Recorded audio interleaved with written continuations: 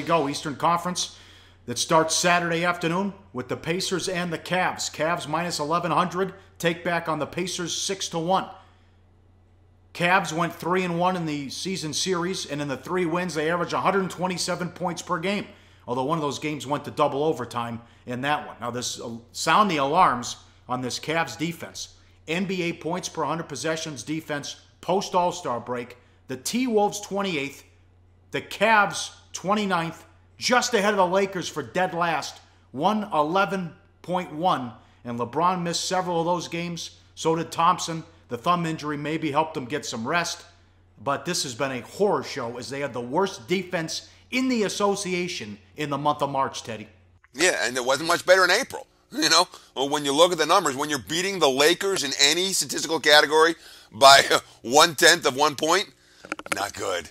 And obviously the Cavs down the stretch, not good on the defensive end. Of course, you want to ask yourself, we just talked about experience a few moments ago, how much does experience matter? In Cleveland, when it comes to postseason experience, they own it. As a team where basically every key contributor on that squad has had extensive playoff runs in recent seasons.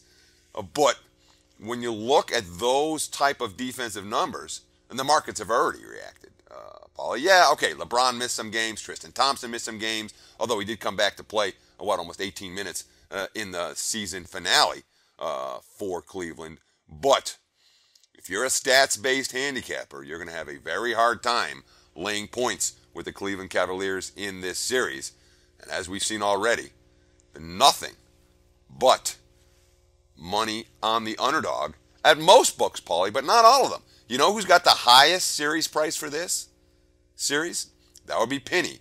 The sharpest book has Cleveland as the highest priced of anywhere. So it's square money going in Indiana, not sharp money. Don't expect a lot of defense in this one. More on that coming up. Pacers closed on a 5-0 straight up an ATS run, and the last loss, a good one, 135-130 in double overtime at Cleveland April 2nd. No, they're not going to be intimidated. Paul George will make LeBron work on defense. 43 points, 9 rebounds, 9 assists in that double overtime loss. Pacers plus 17 with him on the floor, minus 22 when he sat out. The Cavs were minus 1 with LeBron on the floor and plus 6 with him off. Look at that.